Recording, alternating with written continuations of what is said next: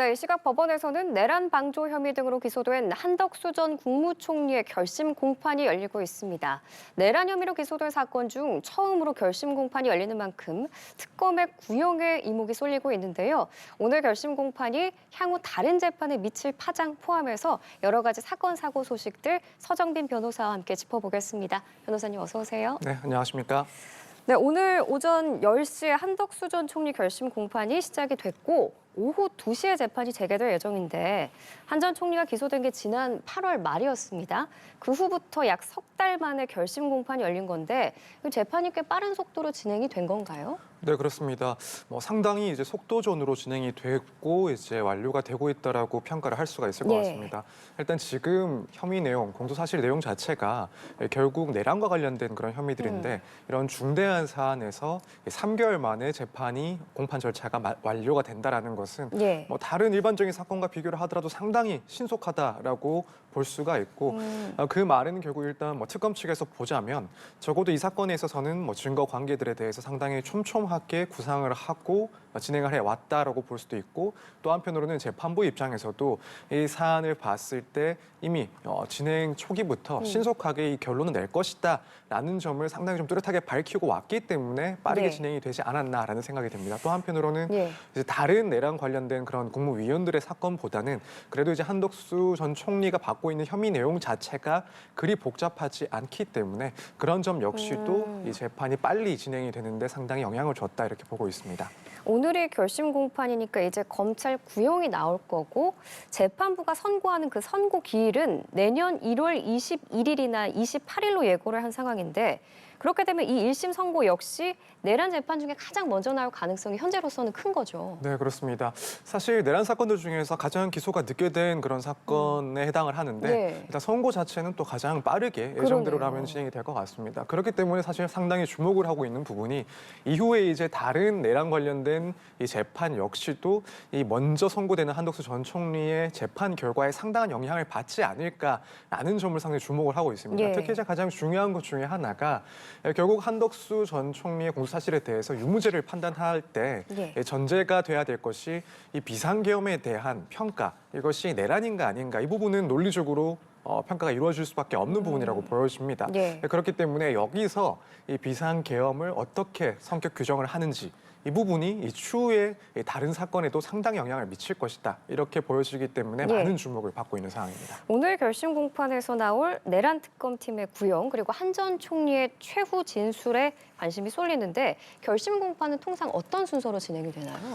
일단 결심의 경우에는 먼저 검찰 입장에서 여기서는 특검이 피고인의 죄가 왜 무거운지 또 왜 유죄가 성립을 하는지를 설명을 하는 그리고 그에 따라서 어떠한 형을 원하는지 구형을 하는 절차를 진행을 하게 됩니다. 그 다음번에는 이제 한덕수 전 총리의 변호인단이 무죄를 주장을 하고 또 한편으로는 선처를 구하는 최후 변론을 진행을 하게 됩니다. 이제 그리고 나서 마지막으로 한덕수 총리 그러니까 피고인이 직접 판사 앞에서 자신의 입장을 밝히는 이 최후 진술의 순서가 진행이 됩니다. 물론 이제 이렇게 이렇게 종료를 하게 되면은 재판부는 선고 기일을 정하고 공판을 마치게 되는데 사실 이렇게 종결을 하고 나서 이후에도 검찰이든 혹은 피고인 측이든 추가로 의견서나 참고 자료들을 제출을 하면서 주장을 강화할 수 있긴 합니다. 다만 그럼에도 불구하고 양측이 이제 법정에서 핵심적이고 또 최종적인 주장을 하는 마지막 절차라는 점이 상당히 중요하다고 볼 수가 있습니다. 네, 오늘 결심 공판이 오전 10시부터 시작됐다라고 말씀드렸는데 아직까지 검찰 구형 소식이 전해지지 않고 있습니다. 아까 취재기자 연결해서 좀 내용을 들어보니까 오전에 말씀 주신 것처럼 서증조사 그리고 특검의 최종 의견 진술이 시작됐고 이제 잠시 후 2시부터 재판이 재개된다고 하는데 이게 시간이 조금 길어진다고 봐야겠죠? 네, 그럴 것 같습니다. 사실 애초에 이제 공판을 진행하기 이전에 그 전 기일에서 마지막 절차에 각자 얼마의 시간을 소비할지를 미리 조율을 하고 진행하는 경우들이 있습니다. 특히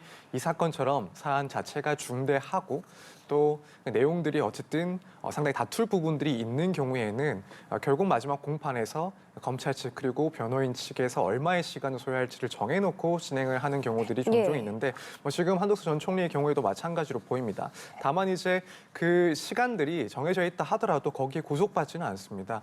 실제로 재판이 진행되는 과정에서 뭐 검찰이나 혹은 변호인단에서 준비한 내용이 많고 예. 또 발표할 내용이 생각보다 많아진다고 하면 더 시간이 길어질 수 있고 특히나 아까 말씀드린 것처럼 어쨌든 이 절차를 마무리하는 공판 과정이기 때문에 예. 그 중요도는 상당히 높은 점을 고려했을 때는 양측에서 서로 주장을 하는 시간들이 더 길어질 수 있다라고 보여집니다. 그렇기 때문에 일단은 정해진 시간은 조금 초과해서 끝이 날 수도 있다 이렇게 볼 수 있을 것 같습니다. 시간이 길어져도 뭐 재판부가 제재를 하거나 그런 건 아니다라는 말씀이신 거죠? 물론 이제 다른 사건들이 또 이후에 진행되는 예. 같은 날 또 이후 시간대 다른 사건들이 진행이 되고 시간적으로 부족하다라고 한다면 간혹 이 재판부에서 양측의 입장을 조금 더 축소를 시키는 그래서 시간을 조금 줄이는 그런 재량권을 행사할 수가 있긴 한데 예. 아무래도 이 사건 같은 경우에는 이렇게 서로의 시간을 최대한 보장해 주는 쪽으로 재판을 진행하고 있지 않나 이렇게 생각이 됩니다. 예, 알겠습니다.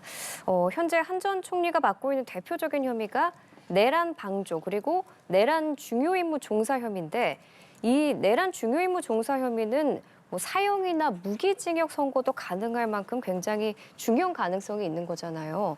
오늘 내란 특검의 구형은 좀 어느 정도 될 거라고 예상해 볼 수 있을까요?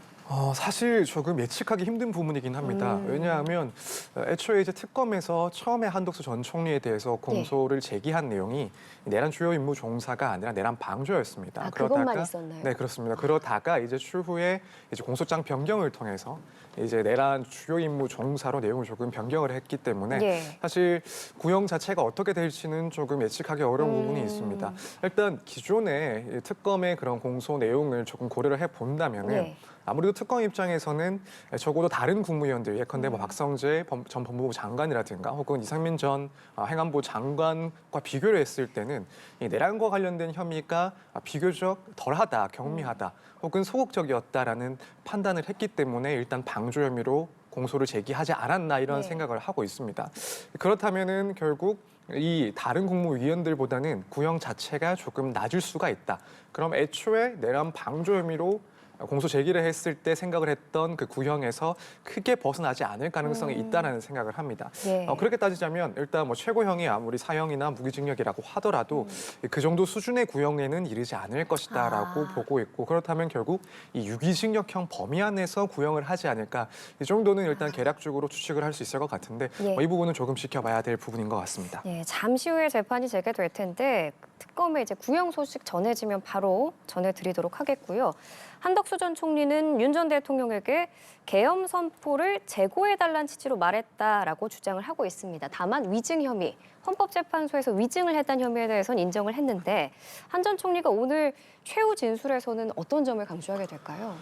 일단 위증을 포함을 해서 내란과 관련된 혐의에 대해서는 고의를 부정할 가능성이 상당히 높지 않나라고 생각이 듭니다. 예. 사실 뭐 지금 보도 내용에 의하면 이 재판 과정에서 위증 혐의에 대해서는 인정을 했다라는 조금 단순하게 보도가 나오고 있긴 한데 변호사 입장에서는 실제 내용을 봤을 때 과연 위증 혐의도 인정을 한 것이라고 볼 수 있는지는 조금 의문입니다. 이제 결론적으로는 당시에 사실과는 다른 발언을 했기 때문에 결론적으로 위증이 됐다라고 발언을 한 것으로 보이는데 예. 그 말은 이제 본인의 의도 자체는 거짓말을 할, 그러니까 거짓 증언을 할 생각이 없었다라고 읽혀지는 부분입니다. 예. 그래서 사실과 다른 진술을 하긴 했지만 위증의 고의가 없었다라는 점을 주장을 해온 것으로 보이고 그렇다면 전체적으로는 혐의에 대해서 부정하는, 부인하는 그런 입장을 이번 변론에서도 최후 진술을 하지 않을까라고 생각이 됩니다. 예. 그리고 이제 한편으로는 지금 계속해서 뭐 재판정 안에서 혹은 재판정 밖에서 당시 계엄에 대해서 말리지 못했던 상황에 대해서는 책임을 통감을 하고 있다라는 그런 취지의 네. 발언을 하고 있습니다. 그렇기 때문에 비록 법적으로는 내란죄가 성립하지 않고 또 위증죄가 성립하지 않는다 하더라도 일단 정치인으로서 당시에 이 대통령을 윤 전 대통령을 저지하지 못하고 이 계엄을 막지 못한 점에 대해서는 깊이 후회를 한다라는 식의 발언을 할 가능성이 충분히 있지 않나. 결국에는 혐의 자체는 부인을 하면서도 만약 유죄가 인정이 된다 했을 때 양형과 관련해서는 조금 더 참작할 수 있는 내용을 진술하는 그런 최후 진술이 되지 않을까라고 예상을 하고 있습니다. 네, 오늘 결심 공판에서 이제 검찰의 구형이 있고 한 전 총리의 최후 진술이 있습니다. 이후 재판부가 양측의 입장을 듣고 고려해서 선고를 내리게 될 텐데 오늘 한 전 총리의 최후 진술은 재판부의 선고에 어느 정도나 영향을 미칠까요? 사실 보통 최후 진술만으로는 이제 유무죄의 판단 자체를 뒤집기는 무척 네. 어렵습니다. 결국 유무죄의 판단은 증거에 의해서 갈리기 때문에 그렇습니다. 다만 이제 예외적인 경우, 그러니까 지금까지 재판이 흘러온 과정에서 입증 정도가 이제 판사가 봤을 때는 좀 고민을 할 수 있는 수준에 그쳤다. 그러니까 이 형사재판에서 유죄를 선고하기 위해서는 이 범죄 사실에 대해서 합리적인 다른 의심이 없을 정도로 입증이 돼야 되는데, 만약에 그 경계에 있는 경우다라고 한다면 이 최후 진술의 내용이라든가 혹은 태도에 따라서 어느 정도 영향은 줄 수 있다라고 보여집니다. 다만 이 부분은 앞서 설명을 드린 것처럼 어디까지나 이제 좀 예외적인 상황을 말씀을 드리는 거고, 보통의 경우에는 최후 진술이 형량을 정하는데 어느 정도 영향을 줄 수는 있습니다. 그래서 만약 유죄가 인정되는 사건에서 예. 이 피고인의 최후 진술을 들었을 때 그 진심으로 반성을 하는 모습이 보여진다, 혹은 변명으로 일관하는 그런 모습이 보여진다라고 한다면 네. 이런 부분들을 이제 판사가 형을 선고하는 데 있어서, 형을 정하는 데 있어서 가중을 하거나 혹은 감경을 할 수가 있습니다. 그렇기 때문에 오늘 만약 뭐 이후에 최종적인 선고 과정에서 한 전 총리에 대해서 유죄를 선고하게 된다라고 한다면 결국 최후 진술에서의 그 내용 그리고 그 태도가 영향을 줄 수가 있다. 이 정도 말씀을 드릴 수 있을 것 같습니다. 특히 오늘 한 전 총리의 결심 공판이 주목을 받는 건 내란 혐의로 기소한 이 피의자에 대한 특검의 첫 구형이기 때문인데, 이제 앞으로 윤 전 대통령은 물론이고 뭐 김용현 전 장관 등의 재판들에도 영향을 미칠 것 같아요. 근데 어느 정도나 오늘의 구형량에 영향을 미칠 수 있을까요?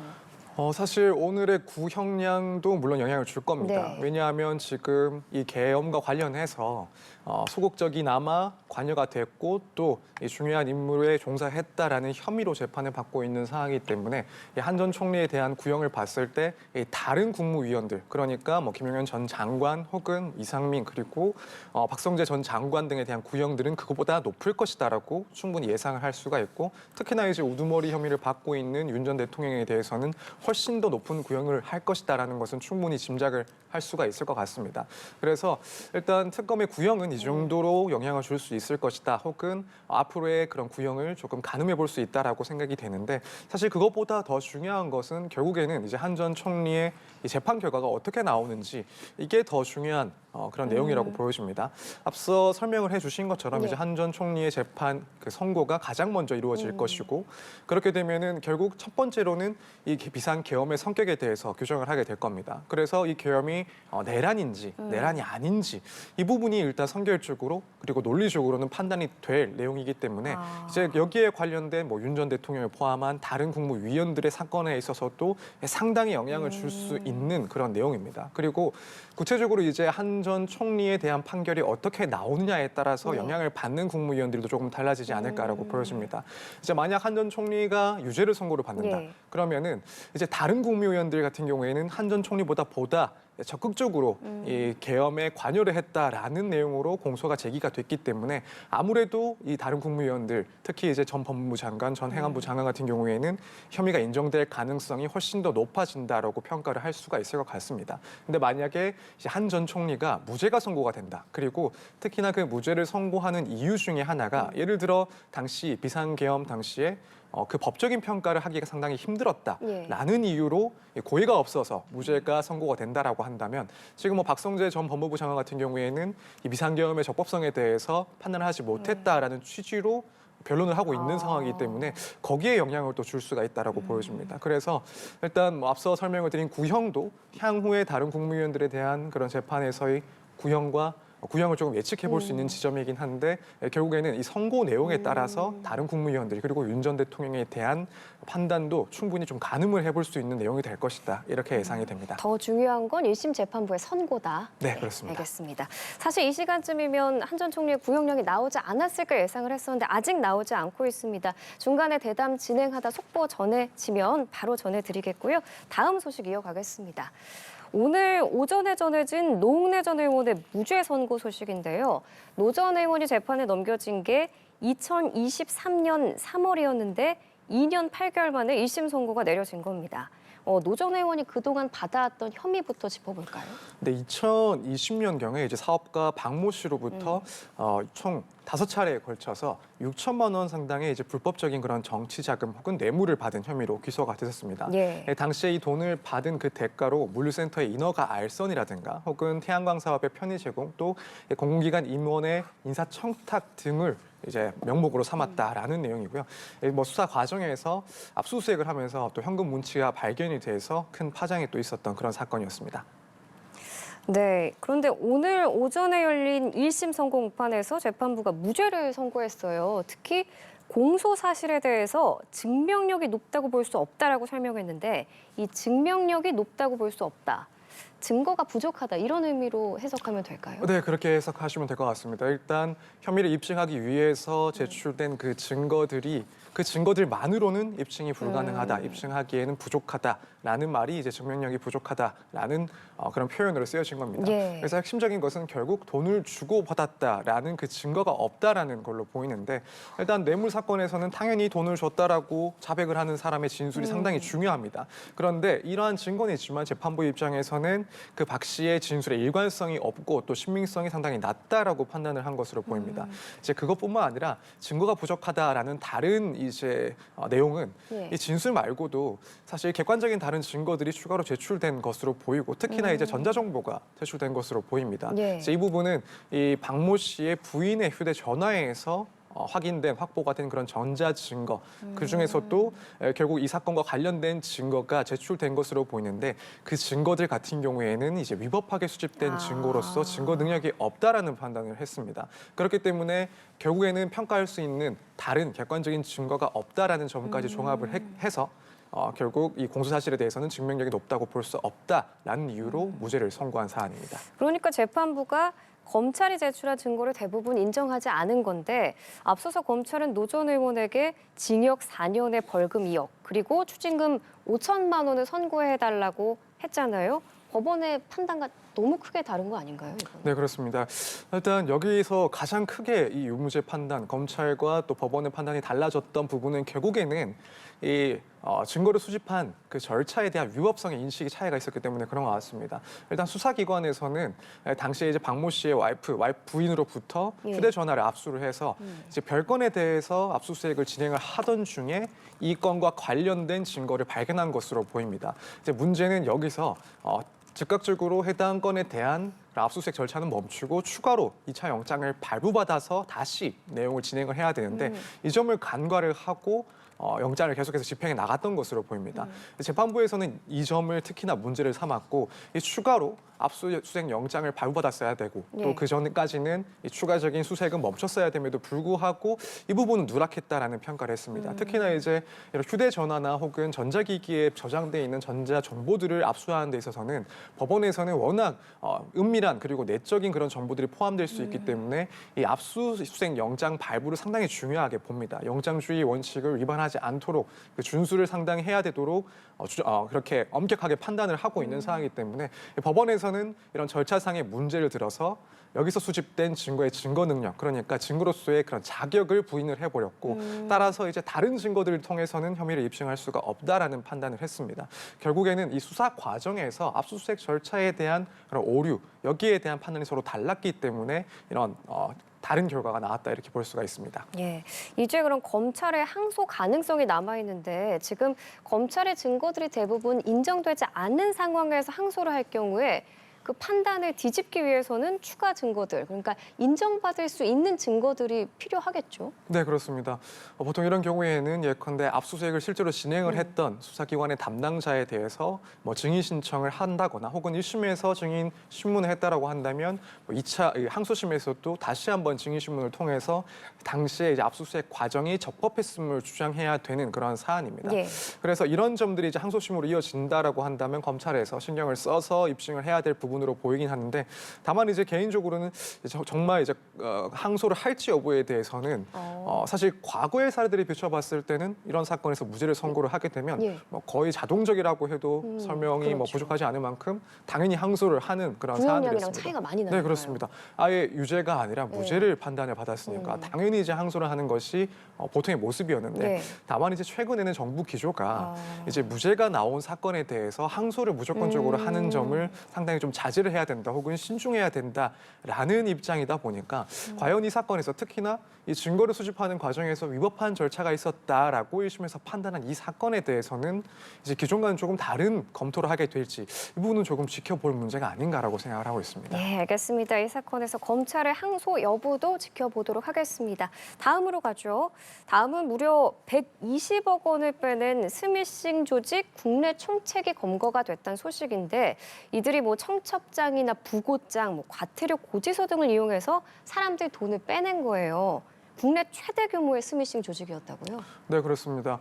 일단 특이한 점은 이제 해외에 거점을 두고서 국내에서도 활동을 했던 조직이라는 점이고 네. 또 2023년 7월부터 올해 6월까지 스미싱 범죄를 저지른 조직입니다. 말씀하신 것처럼 뭐 청첩장이라든가 네. 부고장 혹은 뭐 교통법규 위반 등으로 인한 뭐 과태료 통지 문제 같은 것들을 보내면서 네. 여기에 이제 악성 앱 설치 링크를 첨부를 했고 만약에 피해자들이 여기에 속아서 이 링크를 클릭을 하게 네. 되면 악성 앱이 설치가 되고 결국에는 휴대전화를 장악을 해서 이 돈을 탈취하는 그런 방식의 범행을 진행을 했던 그런 조직입니다. 예. 1,000명 가까운 피해자가 어. 발생을 했다라고 하고 피해 금액이 120억 원 규모라고 하는 그래서 현재까지 국내 최대 규모의 스미싱 조직이다라고 평가를 받는 조직인데 예. 현재 경찰은 이들 중 13명을 검거를 하고 조사를 진행한 이후에 검찰에 송치를 한 상황입니다. 이제 국내 총책이 검거가 됐다고 말씀을 드렸는데 이 총책이 잡고 보니까 중국 국적이었어요. 이 사람은 왜 국내에 머물러 있던 건가요? 그러니까 이 점은 결국에는 이런 보이스피싱 그리고 스미싱 조직이 기업형 그리고 다국적 조직으로 진화를 하고 있다라는 점을 보여주는 일면인 것 아예 같습니다. 범죄를 하기 위해서 입국을 한 건가요? 네, 그렇습니다. 지금 나온 보도 내용이나 서명 자료에 의하면은 이번에 이제 검거된 중국인 총책 같은 경우에는 뭐 예를 들어 한국에서 살다가 범행에 가담을 한 게 네. 아니라 애초에 중국에서 살던 사람이 이 범죄 조직 본부에서 이 한국의 지부장처럼 이제 파견이 돼서 범죄를 저지른 그런 모습입니다. 그렇기 때문에 이전에는 뭐 해외에서 상주하는 조직들이 예컨대 악성액 설치를 유도를 하고 소액 결제 방식으로 이 돈을 편취를 해 왔다면 최근에는 아예 해외 조직이 국내에도 이런 조직을 두고 직접적으로 모바일 뱅킹 앱을 침입을 하면서 다액을 편취하는 방식으로 진화를 하고 있다라고 보여집니다. 그래서 사실 이런 점을 봤을 때는 앞으로도 이 국제 단위의 그런 조직들이 스미싱이나 혹은 기타 피싱 범죄들을 더욱 이제 많이 범행을 저지르지 않을까 상당히 좀 우려가 되는 지점입니다. 그럼 중국에는 또다시 다른 해외 총책이 있을 걸로 보이는데 있을 걸로 또 확인이 된 것 같은데 이 사람까지 다 잡아야지 추가 범행 가능성이 없어지게 되는 거죠? 네, 그렇습니다. 뭐 사실 국내에서 뭐 피싱 사건을 진행을 해보면은 이제 과거에 이미 몇 차례 또 처벌을 받은 전력이 있음에도 불구하고 이후에 또다시 유사한 범죄 혹은 보다 진화한 범죄를 재범률이 재범을 높은 하는 사람들이 거군요. 분명히 네. 많습니다. 그런데 지금 이 사건 같은 경우에는 단순히 국내인이 문제가 되는 것이 아니라 또 국제적인 조직의 범죄이다 보니까 아무래도 이제 해외 총책까지도 뿌리를 뽑아야 추후에 유사한 범행을 좀 방지할 수 있지 않을까 충분히 걱정을 할 수밖에 없는 부분이긴 합니다. 예. 그래서 다만 이제 어려운 점은 결국에는 이 해외에서 상주를 하는 또 외국인 범인들을 검거하기 위해서는 이제 국내 그런 수사 기관의 활동만으로는 당연히 커다란 그렇죠. 제약이 있을 수밖에 없고 결국에는 뭐 중국 등이나 이런 해외 수사 기관과 좀 적극적인 협력이 필요한 사안으로 보입니다. 그래서 만약에라도 검거가 조금 늦어진다라고 한다면 언제든 사실 국내에서 또다시 활동책을 모집을 하고 또 동일한 유사한 범행을 저지를 수 있기 때문에 이런 해외에서 또 핵심적인 역할을 했던 외국인에 대한 수사 그리고 검거 역시도 좀 빨리 진행이 돼야 되지 않을까라고 생각이 됩니다. 예, 좀 전에 이들의 수법도 잠깐 설명을 해주셨는데 아주 교묘하고 세밀하게 진행을 했어요. 비대면 본인 인증이란 취약점을 노려서 악성 앱 설치 등을 하게 했고 또 그 확보한 휴대폰의 권한이랑 위조된 신분증을 이용해서 자산을 탈취한 거라고요. 네, 그렇습니다. 이제 저도 사실은 뭐 지금까지 뭐 몇 년 동안 뭐 부고 혹은 결혼 메시지 등을 문자로 받고 열어보면은 거기에 이렇게 링크가 있죠. 링크가 걸려 있는 경우들이 예. 많이 있었습니다.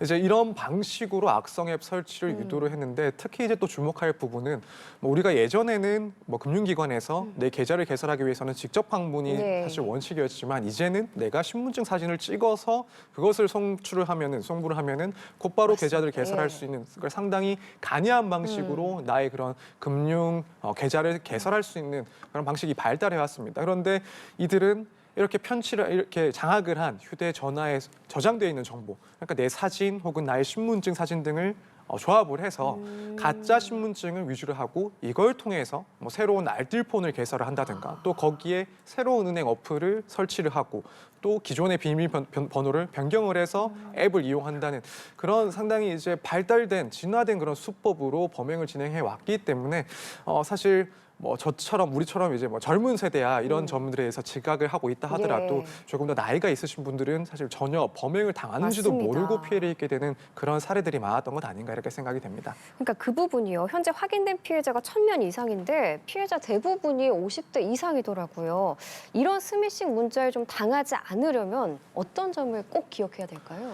사실 이런 사건들이 발생을 할 때마다 항상 이제 설명을 하는 것들이 이렇게 외부에서 특히나 문자 메시지로 전송이 된 그 링크는 클릭하지 말라. 예. 그리고 이제 관공서에서는 뭐 어떠한 통지 같은 것들은 이렇게 문자 메시지로 보내지 않는다. 맞아요. 또 뭐 주소가 포함되지 않는다고 네, 하죠. 그렇습니다. 또 금융기관에서도 개인 정보를 이렇게 문자 메시지 등을 통해서 받는 그런 경우는 없다라는 예. 점들을 충분히 설명을 합니다. 그래서 마찬가지로 이렇게 문자 메시지로 오는 경우에는 일단 무조건적으로 의심을 하셔야 되고 혹여라도 이제 애매하다라고 한다면 직접 이 명의자에 대해서 전화를 걸어서 지인에게 물어본다든가 이렇게 사실을 조금 확인하는 절차가 필요하다라고 생각이 됩니다. 사실 근데 언제든 이런 범행 같은 경우에는 피해자들이 어느 정도 대비를 한다 하더라도 또 예. 거기에 맞춰서 그 수법들이 진화를 하다 보니까 어디까지나 이제 국민들에게 이런 예방을 맡기는 것은 한계가 있다라고 보여집니다. 예. 결국 이 사건 같은 경우에도 이런 간편 인증의 허점을 통해서 범행이 진행됐다라는 점을 봤을 때는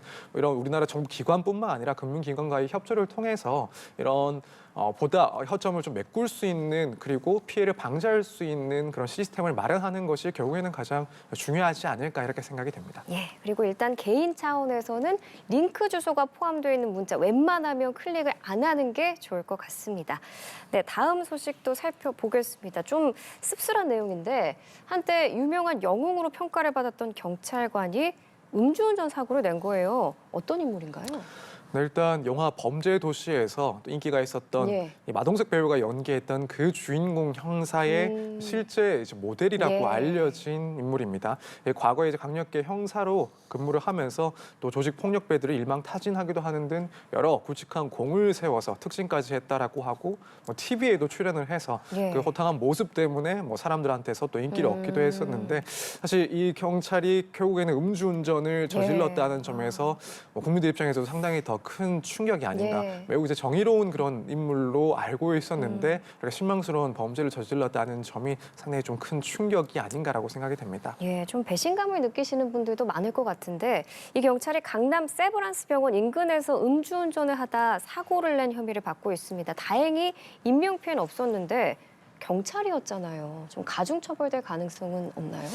결과적으로는 조금 더 가중처벌을 받을 것으로 보입니다. 물론 이제 경찰로 활동을 하면서 예. 상당히 공익적인 그런 공로가 있을 것이기 때문에 이 점은 유리하게 참작을 할 만한 요소라고 보이긴 합니다만 예. 그럼에도 불구하고 굳이 비교를 하자면 결국 경찰로서 법을 준수하고 집행하는 그런 인물이 이런 불법을 저질렀다라는 점이 더욱더 불리하게 작용할 것으로 보입니다. 아마 이제 이후의 재판 내용을 조금 들여다보기는 해야 예. 되겠습니다만 결국 경찰로서 국민의 신뢰를 저버린 점, 이 부분이 조금 더 불리하게 작용할 것으로 보이고 일반적인 이런 음주운전 사건보다는 중하게 처벌을 받지 않을까 이렇게 예상이 됩니다. 예, 경찰청이 해당 경찰 직위 해제하고 현재 감찰을 진행 중인데 이 감찰 결과에 따라서 파면 가능성은 어떻게 보세요? 사실 형사 처벌보다도 예. 경찰 입장에서는 이런 파면 가능성이 더 걱정이 되는 부분이 그럴 것 아닐까라고 같아요. 예. 생각이 됩니다. 일단 뭐 징계 양형 기준을 따져보자면은 일단 음주운전 자체가 경찰 입장에서는 상당한 중징계 사유에 해당을 합니다. 특히 이번처럼 뭐 사고까지 난 경우라고 한다면 뭐 해임이라든가 혹은 파면까지도 가능한 사안이 아닌가라고 생각이 됩니다. 거기다가 아무래도 사회적인 무리를 일으킨 점이 상당히 크게 고려가 될 것으로 보이고 또 경찰 전체의 명예를 실추시킨 점도 분명히 있기 때문에 네. 이런 점을 고려를 한다면 추후에는 보기가 조금 어려운 최고 수준의 징계가 내려질 가능성도 상당히 있다라고 보여집니다. 예, 알겠습니다. 오늘 말씀 여기까지 듣겠습니다. 사건 현장 서정빈 변호사와 함께했습니다. 고맙습니다. 감사합니다.